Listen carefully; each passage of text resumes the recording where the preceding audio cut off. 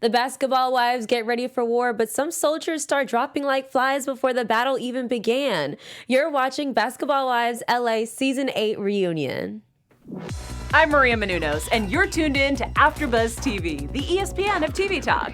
Now, let the buzz begin. What's up, everybody? How's everyone doing tonight? I'm Brianna Cheyenne. I'm going to be hosting our Season 8 Reunion Part 1 wrap-up. I'm solo tonight, but it's okay, because I know I have all my amazing Basketball Wives LA fans watching here at AfterBuzz TV. There's a lot to get into, so let's just jump right into it. First off, I have to start off with how petty Evelyn made sure she had to be when she was talking about OG, had to make the comment about her toes again, talking about her toes as long as a CVS receipt. You know, we got to knock that out, knock that out right now. Then we had a really petty round of musical chairs where Jackie wanted to sit next to the host, but then Malaysia was there and Malaysia didn't want to sit next to Jackie.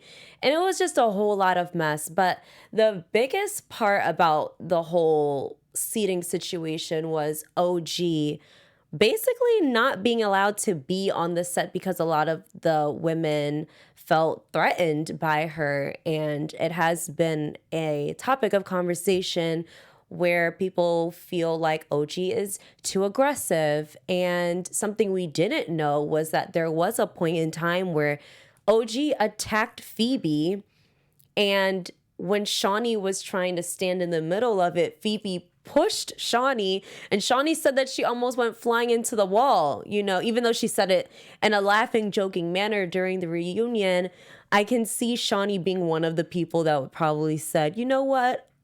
I'm good with Shawnee probably not being on the stage with everybody else. Of course, we already know how Evelyn was feeling. She wasn't, wanting to partake with OG being on the stage either, because OG had those comments about Chad Ochocinco and Evelyn's relationship.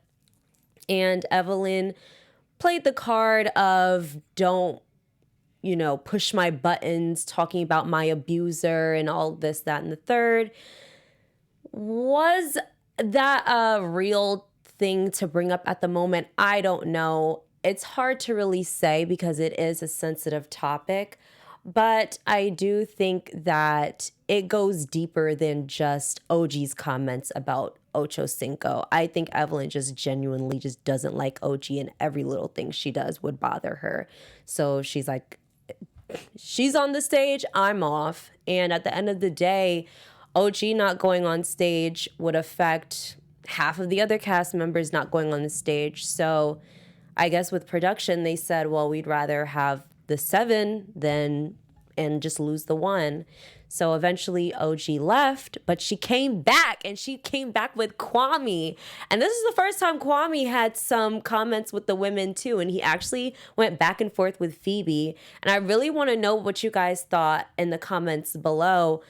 Do you think that Kwame was right to go back and forth with Phoebe, being a woman and him being a man? Do you think he was right in standing up for himself? Because the comment that they did make, I suspect they made a comment about his sexual orientation, because we know men do not play like that.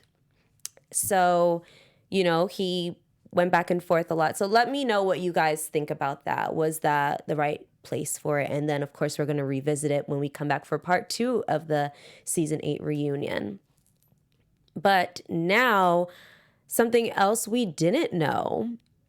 Kristen, who always has receipts, came with her phone in hand saying that she was hoping to be able to talk to Cece so Cece could admit whatever truths she lied about and give Byron the apology that she really wanted. I really don't see why Kristen hasn't been able to apologize face to face with Byron yet. It's really ridiculous. They kind of live down the street from each other. So a lot of this just seems really drawn out. And I still think Kristen is using Cece as a scapegoat for everything.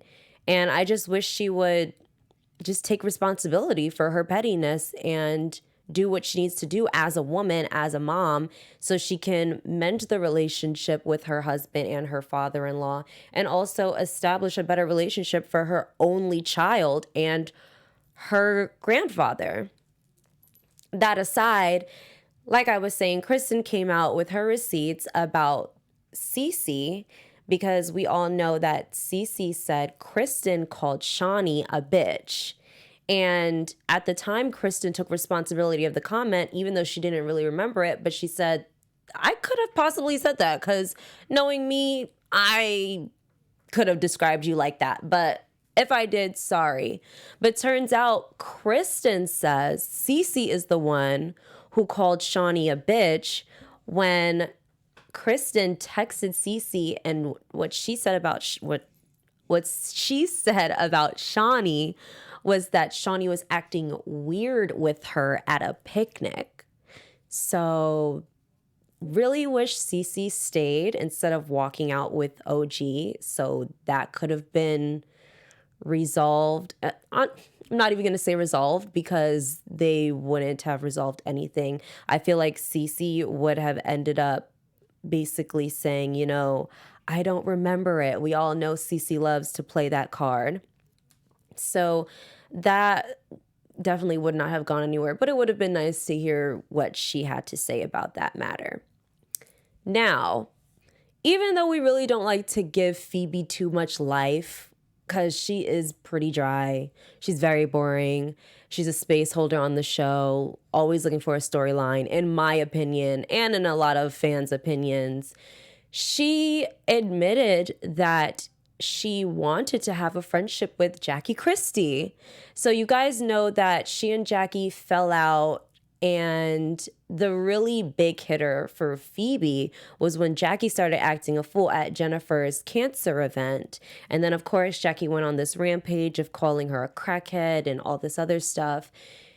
But Phoebe came on the show originally hoping to befriend Jackie because she was so inspired by her relationship with Doug. And I can understand that. Phoebe's young. I believe she's 28. And Jackie is a much older person who's been in the game for a very long time, has experienced a lot. And if I was Phoebe, I would want to look up to Jackie too. So I'm not making excuses for Phoebe, but I can kind of understand why she would look at Jackie in a different light, because when you look at someone as a mentor, you kind of hope that they'll fit a cookie cutter image. And I guess when Jackie didn't fit that, it was an immediate turn off for Phoebe, and she just cut her off completely.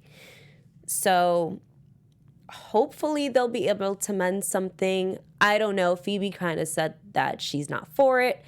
But Jackie has a way of kind of finessing her way into people's lives and getting someone to crack a smile and when they really just want to cry or punch her in the face. So hopefully next season, if Phoebe does come back and if Jackie comes back, we can see some type of growth within that relationship, because their issues they have together against each other are very petty. There are bigger things to be worrying about, like Jennifer and Evelyn's relationship that goes back decades. So, of course, we're going to save that chat for part 2 when they get more into that.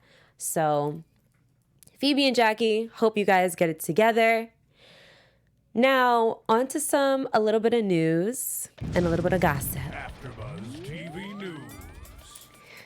So something that I'm sure a couple people didn't know was that there was an idea to bring Basketball Wives to Houston.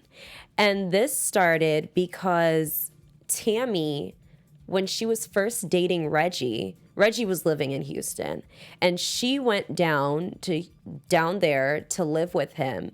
And Shawnee didn't want to lose Tammy as a cast member on the Basketball Wives franchise. So wanting to keep those ratings up and keep that bag going, there was a pitch basically on from Tammy's end to Shawnee to say, hey, let's do Basketball Wives Houston. And it got to a point where Tammy even gathered a collective of women to be a part of the cast. But as we can clearly see, it didn't go anywhere. So that was kind of a letdown for Tammy because she could have got producer credit and it would have been a great opportunity to expand the brand. Now, that was a while back, but that doesn't mean that expansion isn't in the works because we can actually look forward to Basketball Wives Dallas, Texas. Yes, I said it. Fans can look forward to a Basketball Wives Dallas, Texas. So basically, I got this news from Starcasm, and they reported that there are hopes of production starting by the end of this year so they can debut the new season of the series by spring 2020. So that can come by like pretty quickly because it's October now. The year is almost done. So they might be preparing to start shooting or they might be going through the casting call session. We're not too sure yet. But fingers crossed that they got the complete green light and there won't be any delays. And maybe this will be an opportunity for Shawnee to rebrand the name because it has been pretty messy this season. And a lot of issues when it comes on to colorism has come about that they're going to also dive into more in part 2. So hopefully with Basketball Wives Dallas, maybe there'll be a cleaner, more sisterhood feeling with a dash of drama, or she might just keep it all the same. Who knows? I'm not a producer and I'm not Shawnee O'Neal, but let's just see what happens. Thank you so much for tuning in with us today. I'm looking forward to part 2 next week, just like I'm sure you guys are looking forward to as well. I'm Brianna Cheyenne. You can follow me on Instagram at IamB_Cheyenne, CHIANNE. Thank you so much again, and I'll see you next week. Bye. Our founder, Kevin Undergaro, and me, Maria Menounos, would like to thank you for tuning in to AfterBuzz TV. Remember, we're not just the first, we're the biggest in the world, and we're the only destination for all your favorite TV shows. Whatever you crave, we've got it. So go to AfterBuzzTV.com and check out our lineup. Buzz you later.